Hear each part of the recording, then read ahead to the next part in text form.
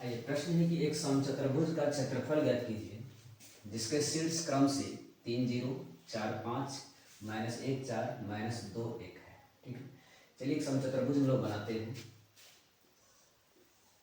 ये आपका एक समचतुर्भुज है, नाम ABCD रख देते हैं। अब इसका शीर्ष का निर्देशांक क्रम से दिया, पहला ये, दूसरा, तीसरा और चौथा। तो पहला 3 0, दूसरा 4 5, तीसरा आपका है C -1 4 और D आपका है -2 -1। ठीक है, तो समचतुर्भुज का क्षेत्रफल निकालना है। तो समचतुर्भुज का क्षेत्रफल सूत्र होता है 1/2 विकर्णों का गुणनफल। तो दोनों विकर्ण निकाल लीजिए। तो एक विकर्ण आपका ये AC हो जाएगा, एक विकर्ण आपका ये BD हो जाएगा। दोनों को दूरी सूत्र से निकाल लीजिए, उसके बाद सूत्र पे रख लीजिए। यहाँ लिखेंगे हम लोग समचतुर्भुज ABCD में A का निर्देशांक आपका 3 0 है, B का निर्देशांक 4 5 है, C का निर्देशांक -1 4 है, D का निर्देशांक -2 -1 है। ठीक है, आपको दोनों विकर्ण निकाल लेना है। तो पहले AC निकाल लीजिए, विकर्ण AC। तो AC निकालना है तो दूरी सूत्र से निकालना है। पहला को पहला से घटाइए, दूसरा को दूसरा से घटा लीजिए। क्या हो जाएगा, 3 -1 का होल स्क्वायर प्लस 0 -4 का होल स्क्वायर। रूट अंडर कर दीजिए इसको। तो माइनस माइनस यहाँ क्या हो जाएगा, प्लस हो जाएगा। तो इसका मतलब 3 + 1 का होल स्क्वायर हो जाएगा और यहाँ पे -4 का होल स्क्वायर हो जाएगा। तो कितना हुआ, 3 1 4 यहाँ भी हो जाएगा। तो 4 का स्क्वायर फिर -4 का स्क्वायर। तो 4 का कितना होता है 16 और -4 का भी 16। तो 16 को जोड़िए 32 हो जाता है। 32 को तोड़िएगा तो 4√2 इकाई, इतना इकाई हो गया। ठीक है, अब आपको BD निकाल लेना है, दूसरा विकर्ण BD। तो 4 -2 हो जाएगा। तो BD 4 -2 हो जाएगा। यहाँ आप डायरेक्ट प्लस भी कर सकते हैं। फिर 5 -1 हो जाएगा, +5 -1 का होल स्क्वायर। कितना होगा, माइनस माइनस यहाँ प्लस हो जाएगा। इसका मतलब 4 + 2 का होल स्क्वायर हो जाएगा। और यहाँ पर 5 प्लस 5 + 1 का होल स्क्वायर हो जाएगा। तो 4 2 कितना होता है, 6 का स्क्वायर और 5 1 6 का स्क्वायर। तो 6 का स्क्वायर कितना होगा, 36 और फिर 6 का 36। 36 को जोड़िएगा 72 होगा। 72 का वर्गमूल निकलेगा तो 6√2 निकल जाएगा, इतना इकाई हो जाएगा। ठीक है, अब आपको समचतुर्भुज का क्षेत्रफल निकालना है। इसलिए समचतुर्भुज ABCD का क्षेत्रफल 1/2 गुना विकर्णों का गुणनफल होता है। तो विकर्ण यही दोनों है, तो आप लिख सकते हैं AC गुना BD। 1/2 AC आपका 4√2 है और BD आपका 6√2 है। यहाँ से 2 से इसको काट दीजिए, 2 दूनी 4, क्या बच गया 2√2 गुना 6√2। तो बाहर से रूट के अंदर अंदर गुना कर लीजिए। तो पहले 2 गुना 6 कीजिए, 6 दूनी 12 और √2 गुना √2 कीजिएगा तो √4 होता है। √4 का मान 2 हो जाता है। इसका मतलब √2 लिख सकते हैं आप डायरेक्ट। तो 12 दूनी 24 वर्ग इकाई, यही समचतुर्भुज का क्षेत्रफल हुआ।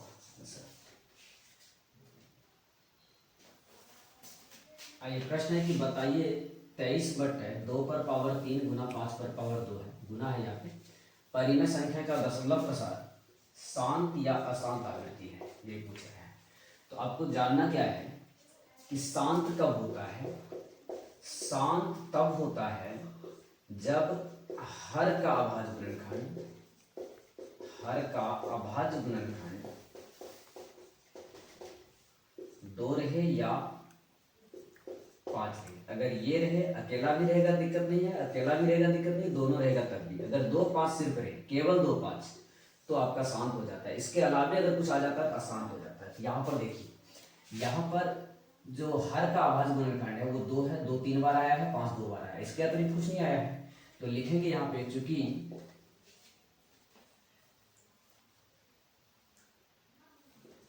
हर का अभाज्य गुणनखंड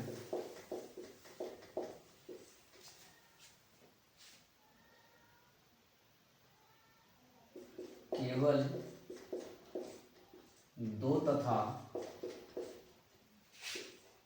5 है, अर्थात 2 पर पावर m गुना 5 पर पावर n के रूप में है।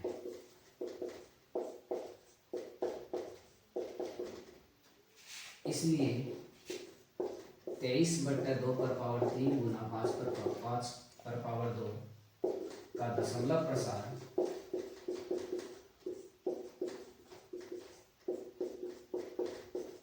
शांत आवृत्ति है। यही आपका आंसर हो जाएगा। आइए, क्वेश्चन का है एपी 3 8 13 डॉट डॉट 253 में अंतिम पद से 20वां पद ज्ञात कीजिए। तो देखिए, अंतिम पद से जब 20वां पद कहता है तो आपको उल्टा चलना है, इधर से देखना है, इधर से नहीं देखना है। तो इधर से आपको देखना है। तो प्रथम पद आपका, जैसे इधर से देखते हैं प्रथम पद आपका ये हो जाता है, लेकिन आपको अंतिम से कह रहा है तो प्रथम पद आपका ये हो जाएगा। डी निकालने के लिए आप क्या करते हैं, दूसरा में पहला घटाते हैं या तीसरा में दूसरा घटाते हैं। तो अंतिम से कर रहा है, क्या करना है, पहला में दूसरा घटाना है या दूसरा में तीसरा को घटाना है। ठीक है, तो देखिए, तो अंतिम से यहां अंतिम पद से ए आपका हो जाएगा, इधर से देखना है, ए आपका 253 हो जाता है। ठीक है, डी आपका हो जाएगा, उल्टा घटाना है, 3 में से 8 घटा दीजिए, -5 हो जाता है। एन आपका 20वां पद का है, तो इसका मतलब ए 20 निकालना अंतिम से। ए 20 बराबर क्या होता है, ए प्लस 19 डी होता है। A plus N minus 1 into D, N minus 1, N 20 है तो 20 में से 1 घटेगा, 19 डी हो जाएगा। तो आपके पास ए है 253 प्लस 19 गुना डी, डी आपका -5, तो हो जाता है 253 माइनस प्लस माइनस 19 गुना 5, 19 प्लस 95। तो 253 में 95 घटाइए, 10 3 13 में से 5 घटेगा, 8 हो जाएगा। यहाँ 4 हुआ, 14 में से 9 घटेगा, 9 5 14, 5 और 1, 158। यही आपका आंसर हो जाता है। आइए, प्रश्न है कि साइन को सेक कोसेक के पदों में लिखना है, यानी साइन को आपको सेक बनाना है, कोसेक बनाना है। ठीक है, साइन ए को आपको देखना यह है कि साइन का कोई ऐसा सूत्र है जो डायरेक्ट सेक में चला जाए, तो नहीं हो सकता है।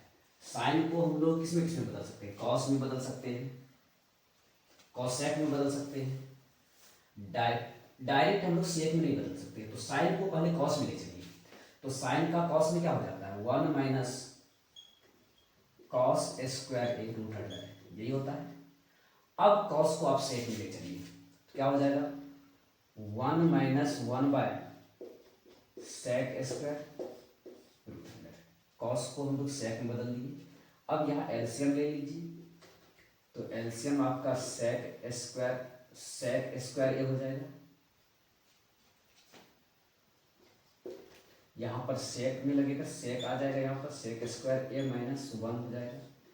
यही आपका हो गया साइन को सेक के पदों में लिख दिए। ठीक है, चाहे तो एक लाइन और आप इसको लिख सकते हैं, सेक स्क्वायर ए -1 रूट में, और इनका स्क्वायर के बदले रूट खत्म, तो हो जाएगा सेक। ठीक है, अब आपको फिर साइन को ही आपको ले जाना है कॉसेक। तो साइन का तो डायरेक्ट सूत्र हो जाता है 1 बाय कॉसेक, बस। तो साइन को हम लोग कॉसेक में बदल दिए, साइन को हम लोग सेक में बदल दिए।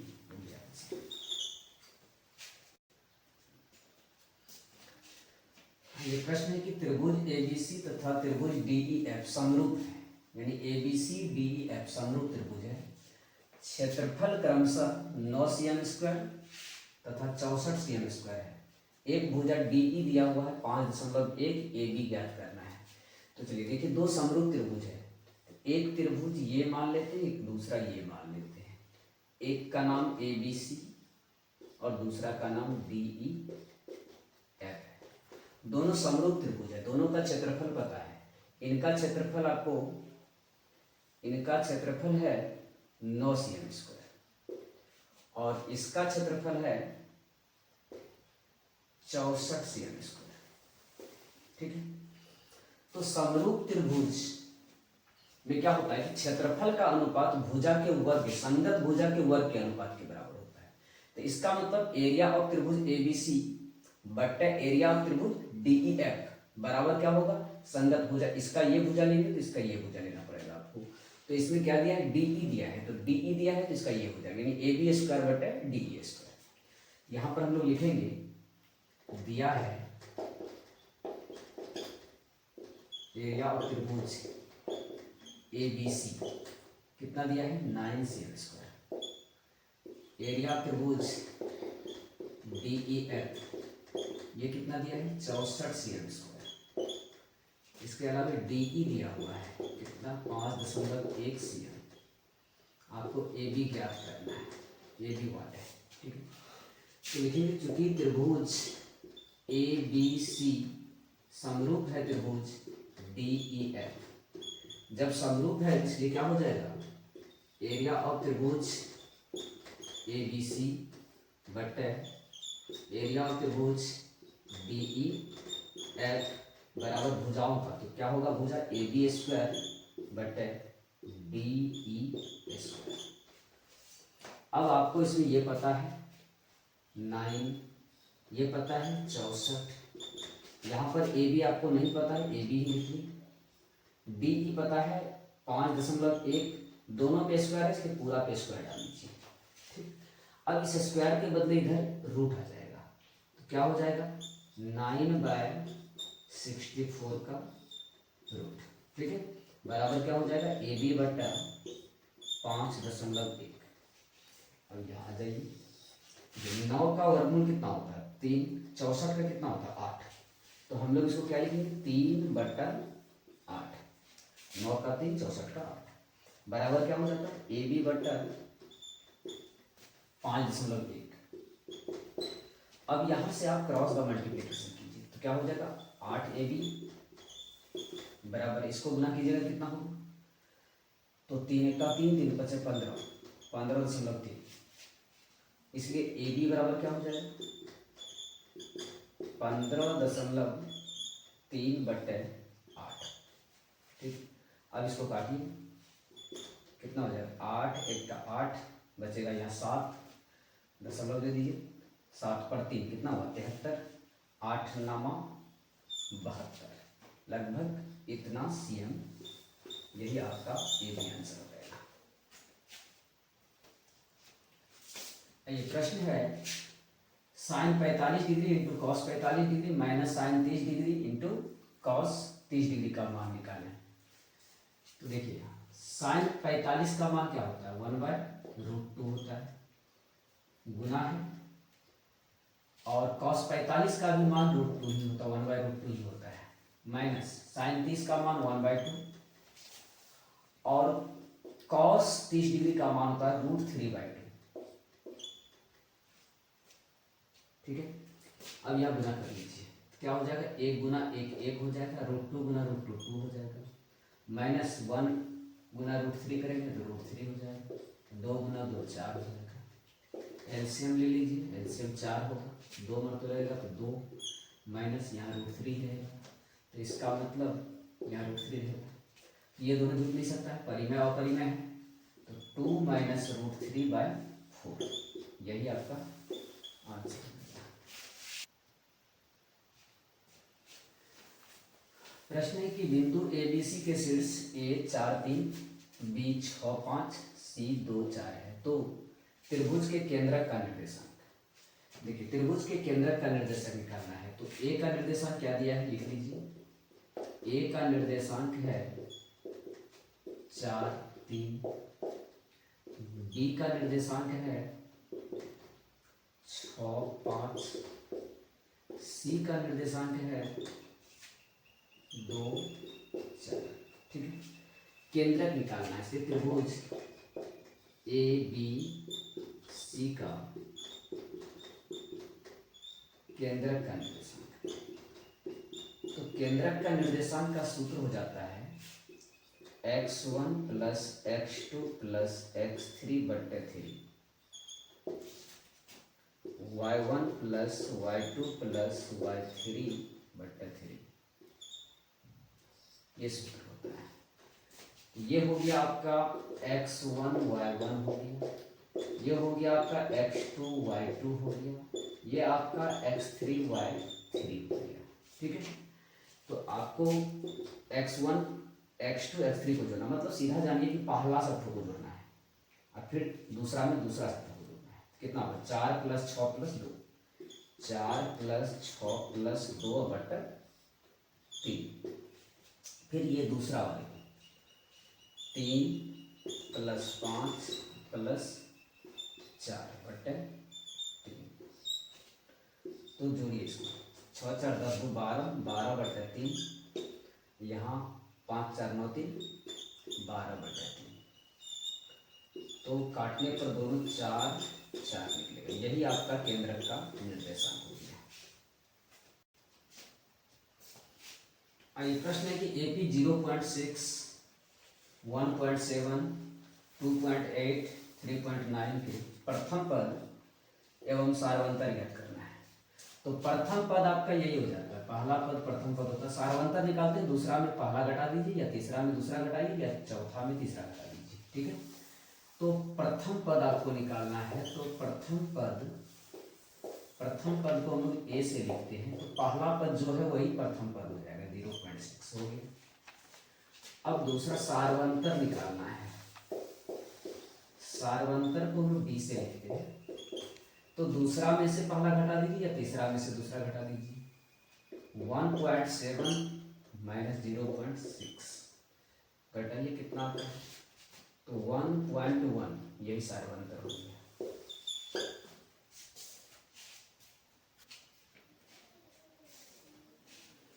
ठीक है, प्रश्न है कि मूलों की प्रकृति बताइए। द्विघात समीकरण 2x² माइनस 6x प्लस 3 बराबर 0। तो देखिए मूलों की प्रकृति जब निकालना है, जब भी मूलों की प्रकृति आपसे पूछ रहा है तो आपको सबसे पहले d निकालना पड़ता है, यानी d अगर बराबर 0 हो जाता है तो मूल क्या होगा, तब मूलों की प्रकृति में मूल वास्तविक हो जाता है, समान हो जाता है। ठीक है, d अगर 0 से बड़ा हो जाता है तो मूल फिर वास्तविक होगा, मूल आपका वास्तविक होगा और असमान हो जाएगा। ठीक है, d अगर 0 से छोटा हो जाता है तो मूल वास्तविक नहीं होगा, तब मूल वास्तविक नहीं होगा। तो इसका मतलब है आपको d निकालना है, मूलों की प्रकृति आपका पता चल जाएगा। ठीक है, तो d निकालने के लिए आपको ABC मालूम होना चाहिए। तो देखिए द्विघात समीकरण आपका क्या है, यहाँ लिख लेते हैं पर 2x² माइनस 6x प्लस 3 बराबर 0, ये द्विघात समीकरण है। तो a आपका क्या हो जाएगा, a आपका x² को हटा के देख लीजिए, जो बचा a हो जाएगा। b आपका x को हटा के देख लीजिए, कितना आता है -6, और c आपका अचर पद हो जाता है। अब आप d निकालिए, d का सूत्र होता है b² minus 4ac, b² b कितना है -6 का स्क्वायर माइनस 4 इंटू a कितना है 2, c कितना है 3, तो 6 का स्क्वायर 36 हो जाता है, माइनस 4 दूनी 8 24, तो 36 में से 24 घटाइए 12 हो जाता है। 12 क्या है, 0 से बड़ा है, तो इसका मतलब 0 से बड़ा है, तो 0 से बड़ा है तो ये शर्त यहाँ पर लग जाएगा। तो लिखेंगे चूंकि d ग्रेटर देन 0, इसलिए मूल वास्तविक तथा असमान है। यही आपका मूलों का प्रकृति हो गया। ये प्रश्न है, एक सूत्र यहाँ पे दिया हुआ है कि साइन इंटू ए प्लस बी बराबर साइन ए कॉस बी प्लस कॉस ए साइन बी, ये सूत्र होता है। इसके आधार पर कहा था साइन 75 डिग्री का मान निकालना है। तो देखिए हम लोग साइन 75 डिग्री को निकालेंगे। तो साइन 75 डिग्री को हम लोग क्या लिख सकते हैं, साइन 75 को हम लोग लिख सकते हैं साइन इंटू 45 डिग्री या प्लस 30 डिग्री, ऐसा लिख सकते हैं। अब आपका a यहाँ पर क्या होगा 45, b कितना होगा 30। अब यहाँ पर सूत्र क्या दिया है, साइन a प्लस b बराबर sine a cos b plus cos a sine b, ठीक है। अब आपके लिए a का मान क्या होगा, अब आप यहाँ पे साइन 45 डिग्री प्लस 30 डिग्री लिख सकते हैं। ए के जगह पे 45, बी के जगह पे 30 बैठाएंगे, क्या होगा साइन ए का मान 45 है तो sine 45 degree into cos B है तो cos 30 degree plus cos A है तो इसका मतलब cos 45 degree into sine 30 degree, ठीक है। अब आपको साइन 45 का कितना मान होता है, साइन 45 डिग्री का मान 1/√2 होता है। फिर साइन 30 का मान होता है √3/2 होता है, ठीक है। प्लस कॉस 45 का भी मान 1/√2 होता है और साइन 30 का मान 1/2 होता है। यहाँ पर कितना हो जाएगा, √3 गुना 1 कीजिएगा तो √3 हो जाएगा, यहाँ 2 इंटू √2 2√2 हो जाएगा, प्लस यहाँ पर 1 से 1 को गुना कीजिएगा तो 1 हो जाएगा, √2 गुना 2 कीजिएगा तो √2 हो जाएगा। तो नीचे सेम है तो आप लिख सकते हैं √3 प्लस 1/2√2। यही आपका ये लिख देंगे साइन 75 डिग्री बराबर क्या निकल गया, √3 प्लस 1/2√2। यही आपका आंसर हो गया। आइए दीर्घ उत्तरीय प्रश्न में हम 1 नंबर बना रहे हैं। कह रहा है कि त्रिज्या 4.2 cm वाले धातु के एक गोले को पिघलाकर त्रिज्या 6 cm वाले एक बेलन के रूप में ढाला जाता है, तो बेलन की ऊंचाई ज्ञात कीजिए।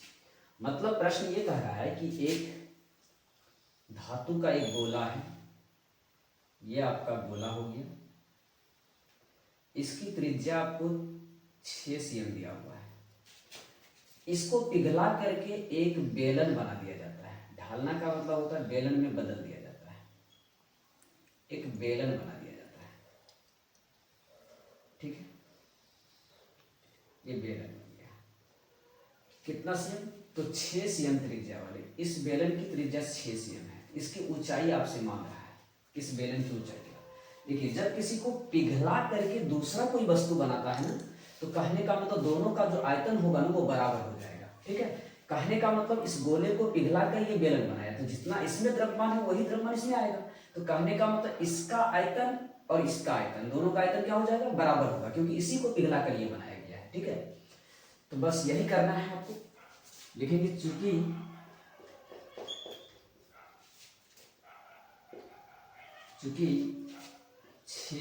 4.2 cm त्रिज्या वाले धातु के गोले को पिघलाकर 6 cm त्रिज्या वाले बेलन बनाया गया है। इसलिए गोले का आयतन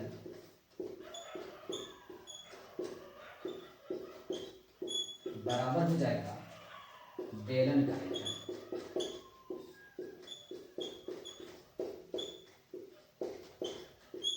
ठीक है, गोले का आयतन का सूत्र हो जाता है 4/3 पाई आर क्यूब हो जाता है। ठीक है, बेलन का आयतन का सूत्र क्या होगा, पाई आर स्क्वायर, इसके आर को आर डैश कर दीजिए, आर डैश का स्क्वायर गुना एच। ठीक है, यहां से पाई और पाई कैंसिल, अब क्या हो गया 4/3, इसका आर है कितना 6 से, 6 पर पावर 3 हो जाएगा, बराबर इसका कितना है 6 का स्क्वायर हो जाएगा यहाँ पे गुना एच हो जाएगा। ठीक है, अब यहाँ पर देखिए 4/3, इसको आप 3 बार लिख सकते हैं, 6 गुना 6 गुना 6, इसको आप 2 बार लिख सकते हैं, 6 गुना 6 गुना एच, यहाँ से एक 6 को काटिए, फिर यहाँ से एक 6 को काट दीजिए। ठीक है, अब आपके पास क्या बचता है, यहाँ से भी 3 से काट दिए, 3 दूनी 6, यहाँ क्या बचा 4 दूनी 8 एच, यही तो आपका एच निकल गया, एच आरसीएन। अतः लिख देंगे, अतः बेलन की ऊंचाई बराबर